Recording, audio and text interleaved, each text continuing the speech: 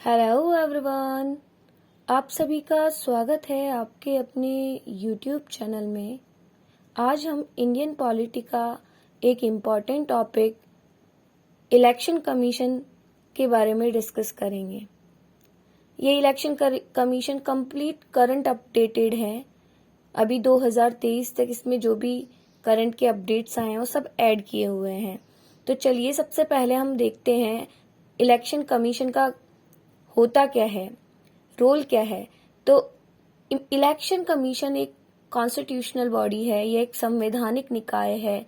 संवैधानिक निकाय से तात्पर्य है कि निर्वाचन आयोग को हमारे संविधान में ही लिखा गया था, ये संविधान में लिखा हुआ है। स्वायत्त निकाय है, इसका मतलब है कि अपने डिसीजंस फ्रीली ले सकता है, ये फ्री बॉडी है।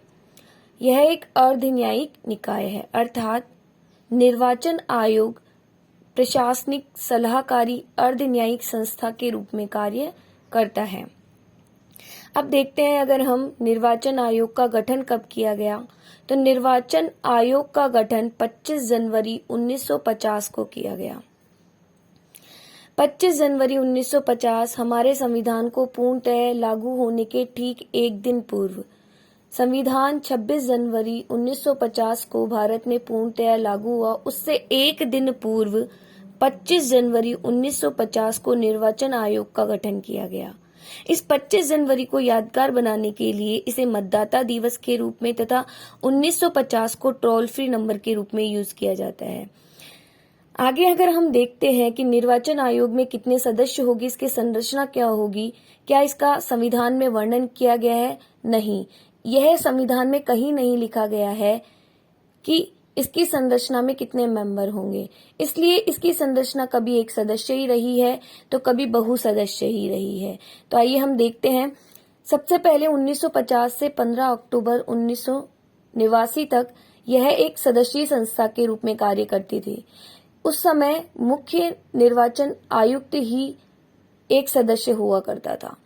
उसके बाद 16 अक्टूबर 1989 से जब राजीव गांधी की सरकार आई थी, उन्होंने मतदान की आयु 21 वर्ष से घटाकर 18 वर्ष कर दी थी।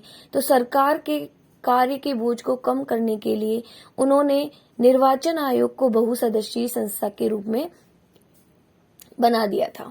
उसके बाद फिर से इसके अंदर बदलाव हुआ और 2 जनवरी 1990 को इसे पुनः एक सदस्यीय संस्था बना दिया गया।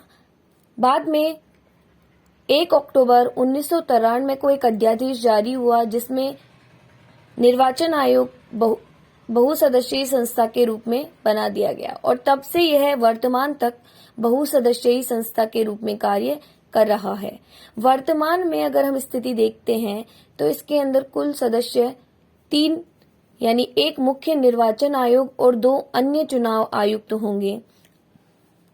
मुख्य निर्वाचन आयुक्त की अगर हम बात करते हैं, इससे रिलेटेड इम्पोर्टेंट फैक्ट्स की फर्स्ट सीईसी कौन थे, तो वो सुकुमार सेन थे जिनका सर्वाधिक लंबा कार्यकाल था। प्रथम महिला सीईसी मुख्य चुनाव आयुक्त कौन थी? वीएम रमा देवी थी।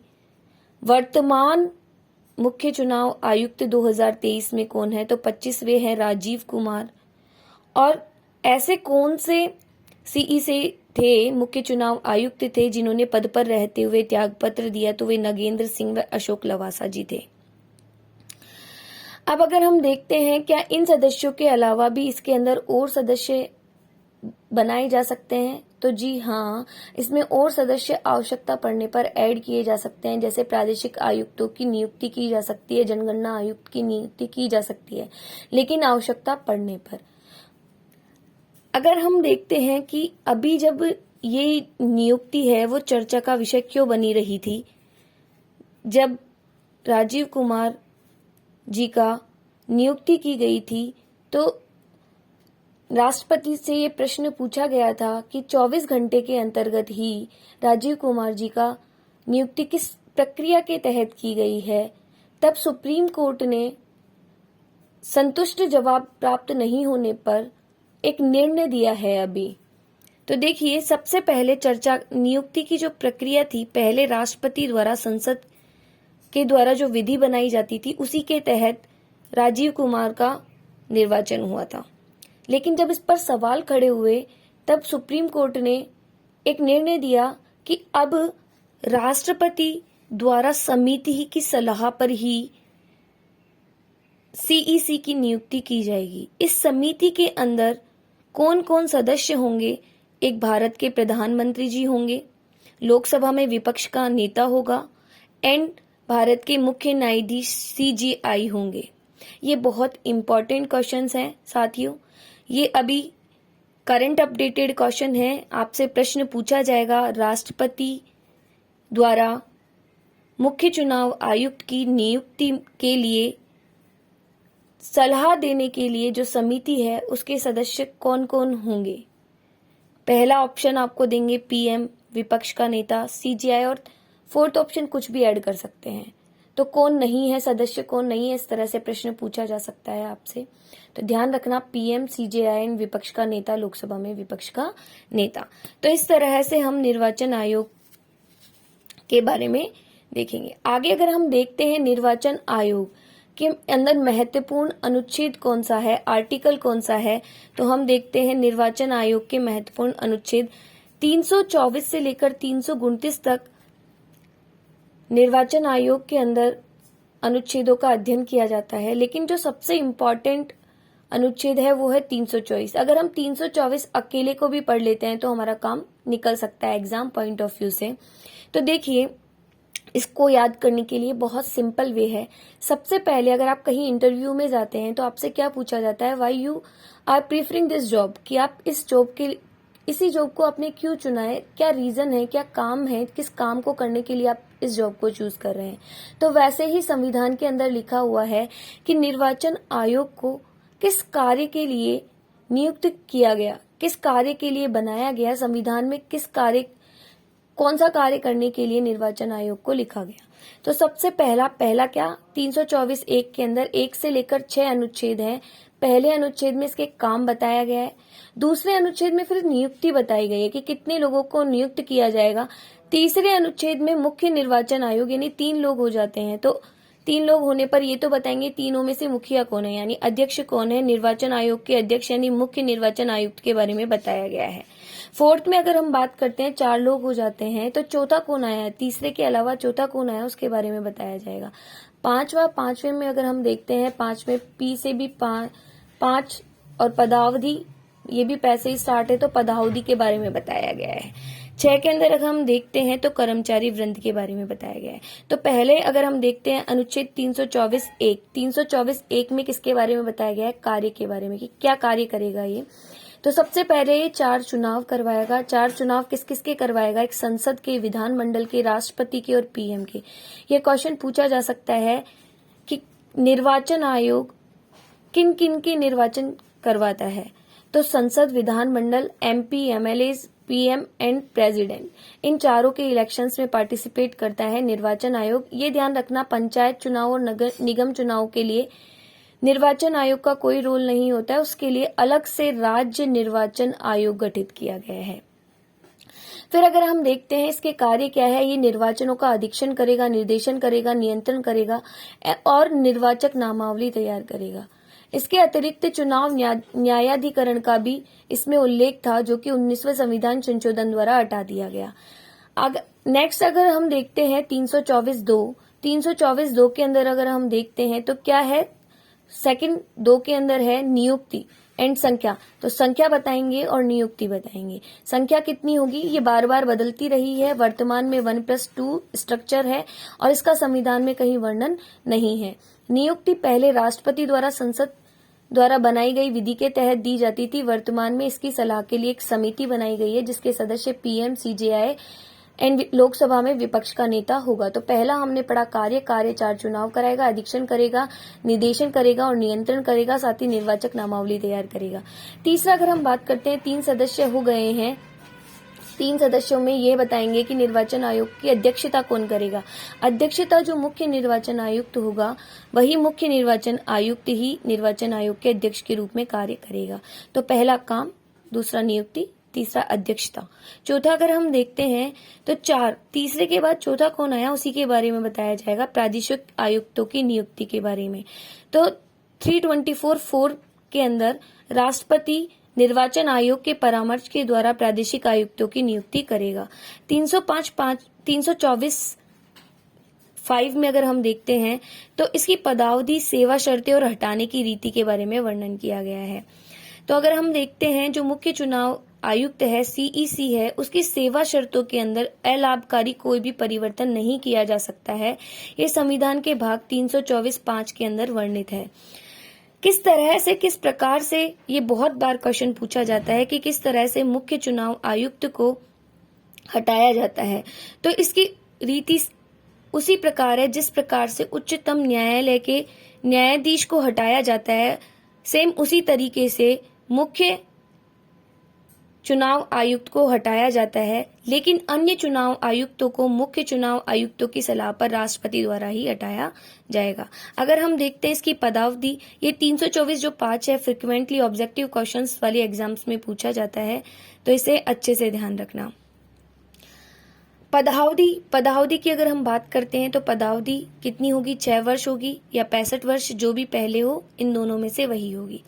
नेक्स्ट अगर हम 324(6) की बात करते हैं तो निर्वाचन आयोग के अनुरोध पर राष्ट्रपति या राज्यपाल कर्मचारी वृंद उपलब्ध करवाएगा, यानी इसके अंदर कर्मचारी वृंद की बात की गई है। देखो इनके की पॉइंट्स अगर हम याद कर लेते हैं तो हमें कंप्लीट आर्टिकल्स याद हो जाते हैं, क्योंकि हमारे एग्जाम के अंदर कंप्लीट लाइन लिखी हुई आती है और पूछता है कौन से अनुच्छेद से रिलेटेड है, इसमें क्या बताया गया है। तो जो की पॉइंट है अगर हम उसको ध्यान रख लेते हैं तो हम उससे अपना क्वेश्चन करेक्ट कर सकते हैं। तो पहला काम बताएगा किस किस का चुनाव कराएगा, संसद, विधानमंडल, राष्ट्रपति और पीएम। फिर बाद में संख्या देखते हैं 1+2 होगी और नियुक्ति राष्ट्रपति द्वारा होगी। मुख्य चुनाव आयुक्त ही अध्यक्ष होगा, राष्ट्रपति के परामर्श पर प्रादेशिक आयुक्तों की नियुक्ति होगी, सेवा शर्तों में लाभकारी परिवर्तन नहीं होगा, उच्चतम न्यायालय के समान हटाया जाएगा और अन्य आयुक्तों को सीईसी की सलाह पर हटाया जाएगा। 6 वर्ष या 65 वर्ष जो भी पहले हो वो होगा और कर्मचारी वृंद उपलब्ध कराए जाएंगे। आगे हम बात करते हैं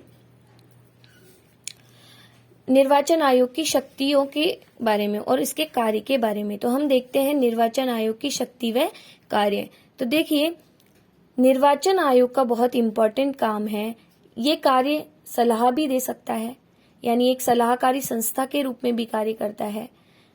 साथ ही ये स्वायत्त निकाय है, यानी अपने डिसीजंस खुद ले सकता है। प्रशासनिक निकाय है, अर्ध न्यायिक निकाय है, अखिल भारतीय संस्था के रूप में कार्य करता है। अगर हम देखते हैं निर्वाचन आयोग का सबसे महत्वपूर्ण काम है भूभाग का निर्धारण करना, अर्थात जो संसद के द्वारा परिसीमन आयोग अधिनियम बनाया जाता है। परिसीमन का मतलब है बाउंड्रीज, किसकी परिसीमा निर्धारण करना। संसद बनाएगी परिसीमन आयोग अधिनियम, उसके आधार पर वो भूभाग का निर्धारण करेगा, अर्थात किस राज्य को कितनी सीट्स अलॉट होनी चाहिए, ये कौन डिसाइड करता है, निर्वाचन आयोग। तो समय समय पर अभी तक 4 परिसीमन आयोग बनाए गए हैं, 1952, 1962, 1972 और 2002। 2002 कुलदीप सिंह की अध्यक्षता में बनाया गया। तो सबसे इम्पोर्टेंट काम क्या है, संसद के परिसीमन आयोग अधिनियम के आधार पर समस्त भारत के निर्वाचन क्षेत्रों के भूभाग का निर्धारण करना। कितने, यानी ये क्या करता है, भूभाग का निर्धारण करता है और किसके अकॉर्डिंग, परिसीमन आयोग अधिनियम के अकॉर्डिंग। कितने बनाए गए हैं, 4, 1952, 62, 72 और 2002। इसके अतिरिक्त इसके इम्पोर्टेंट काम क्या है, ये निर्वाचक तिथि, समय सारणी, निर्वाचक नामावली तैयार करता है, राष्ट्रपति को सलाह दे सकता है। मैंने कहा था कि निर्वाचन आयोग एक सलाहकारी संस्था के रूप में कार्य करता है, तो सलाह क्या क्या दे सकता है। देखो, ये राष्ट्रपति को सलाह दे सकता है संसद सदस्यों की निर्भरता से संबंधित, ये राज्यपाल को सलाह दे सकता है विधान परिषद के सदस्यों की सलाह से संबंधित।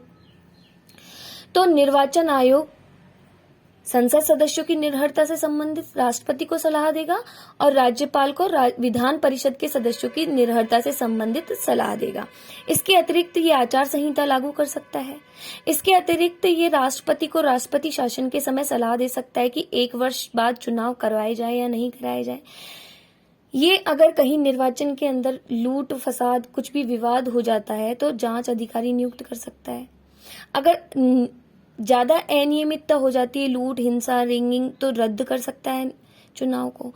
इसके अतिरिक्त जो सबसे इम्पोर्टेंट निर्वाचन आयोग का कार्य है, जो कि अभी बर्निंग क्वेश्चन बना गया हुआ है, राजनीतिक दलों को मान्यता प्रदान करना। ये वर्तमान करंट का चर्चा का विषय है। क्यों? क्योंकि अभी राष्ट्रीय दलों, जो कि निष्क्रिय राष्ट्रीय दल थी, उनकी मान्यता रद्द कर दी गई है।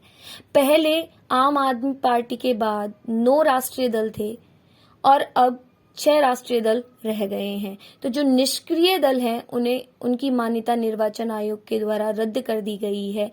इसलिए यह भी चर्चा का विषय बना हुआ है। तो पूछा जा सकता है, राजनीतिक दलों को मान्यता प्रदान कौन करता है? तो निर्वाचन आयोग करता है। अब हम देखेंगे कौन कौन से दल राष्ट्रीय दल होंगे, कौन कौन से दल राज्य दल होंगे। राष्ट्रीय दल वह दल होता है जिसे संपूर्ण राष्ट्र में दर्जा प्राप्त हो, यानी ये हमारी जो महत्वपूर्ण पार्टीज होती हैं भारत की, वो राष्ट्रीय दल में शामिल की जाती है। आम भाषा में बोले तो आप फेमस पार्टीज। तो इसके लिए हमें ये राष्ट्रीय दल कौन होगा, कौन राष्ट्रीय दल बन सकता है, किस तरीके से बन सकता है, क्या तरीका है जिससे हम राष्ट्रीय दल उन्हें घोषित करेंगे। राज्य दल जो कुछ क्षेत्रीय राज्यों तक ही सीमित रह जाए, वो राज्य दल कहलाते हैं। अब देखो, राष्ट्रीय दलों की मान्यता निर्वाचन आयोग कब प्रदान करेगा? तो इसके लिए कुछ फॉर्मूला है। पहले तो 2-3 को राष्ट्रीय दल बना दो। 2-3 से क्या तात्पर्य है कि अगर किसी को, ये अलग अलग आपको याद करना है। तो 464 का फॉर्मूला याद करना है। 464 से क्या समझोगे आप कि लोकसभा या विधानसभा चुनाव में अगर किसी पार्टी में 4 सीट मिल जाए या उससे अधिक राज्यों में वैध मतों का उसको 6% मिल जाए, उसके साथ ही किसी राज्य या राज्यों से लोकसभा में 4 सीटें मिल जाए, मतलब कि लोकसभा विधानसभा चुनाव हुए उसमें ये तो 4 सीटें मिल गए, 4 + 6%, वैध मतों का कितना मिल जाए? 6%। साथ में उसको कितनी सीट लोकसभा में मिल जाए? 4 सीटें मिल जाए, यानी 6% + 4 या 464 का फॉर्मूला अगर हो जाता है कंप्लीट, तो वो राष्ट्रीय दल समझा जाएगा। तो ट्रिक क्या हुई? 464 इस तरह से याद रह जाएगा। लोकसभा 4 क्या है? लोकसभा विधानसभा में सीट्स हैं। 6% क्या है? वैध मतों का परसेंटेज है, कितने वोट्स मिलेंगे।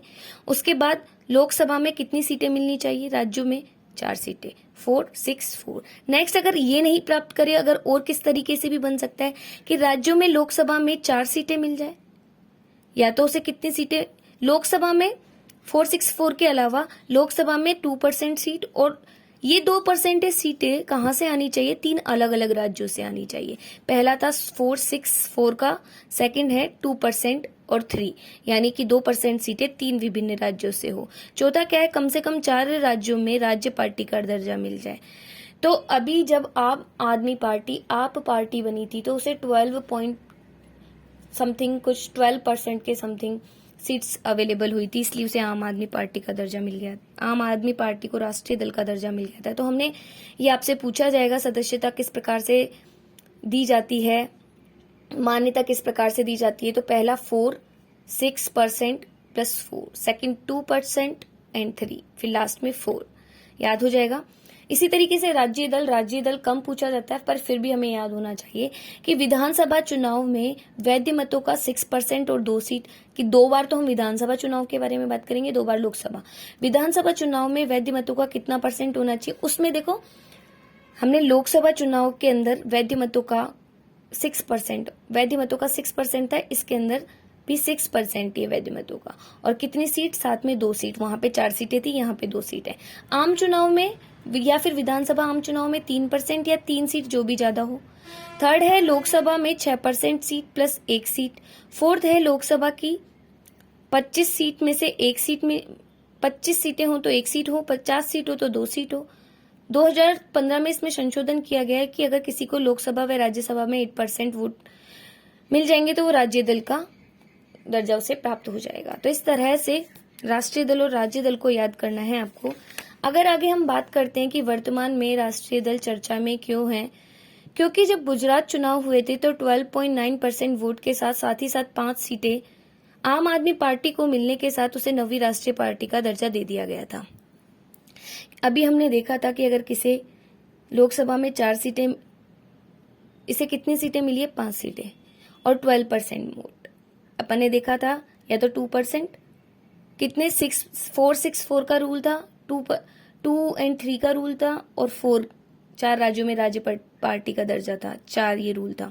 तो इसी के साथ आम आदमी पार्टी को क्या मिला, 12.9% वोट और 5 सीटों से क्या बना दिया गया, राष्ट्रीय दल। ये 9वीं राष्ट्रीय पार्टी बनी थी। लेकिन अभी वर्तमान में जो निष्क्रिय दल थे उन्हें निर्वाचन आयोग के द्वारा उनकी मान्यता रद्द कर दी गई है। तो पहले 9 पार्टियां हुआ करती थी, अखिल भारतीय तृणमूल कांग्रेस टीएमसी, बहुजन समाज पार्टी बसपा, भारतीय जनता पार्टी भाजपा, भारतीय communist party Bhakpa, Bharatiya Rashtriya Congress INC, Marxvadi communist party CPIM, Rashtravadi Congress party Rakanpa, national people's party NPP और आम आदमी पार्टी। इनमें से वर्तमान में जो निष्क्रिय पार्टीज थी उन्हें हटा दिया गया है। अखिल भारतीय तृणमूल कांग्रेस को हटा दिया, राकंपा को हटा दिया है, भाकपा को हटा दिया गया है। ये निष्क्रिय दल थे। अब वर्तमान में 6 ही दल रह गए हैं, यानी पहले कितने थे, 9 राष्ट्रीय दल थे, अब 6 ही रह गए हैं। Aam Aadmi party, NPP national people's party, BJP Bharatiya Janata party, BSP है Baspa Bahujan Samaj party, Indian national Congress and CPIM मार्क्सवादी कम्युनिस्ट पार्टी। इस तरह से हमने निर्वाचन आयोग को कंप्लीट लर्न किया है। अगर आपको वीडियो पसंद आए तो वीडियो को लाइक करें, चैनल को सब्सक्राइब करें और इस वीडियो को अपने सभी फ्रेंड्स तक शेयर करें। Thank you guys.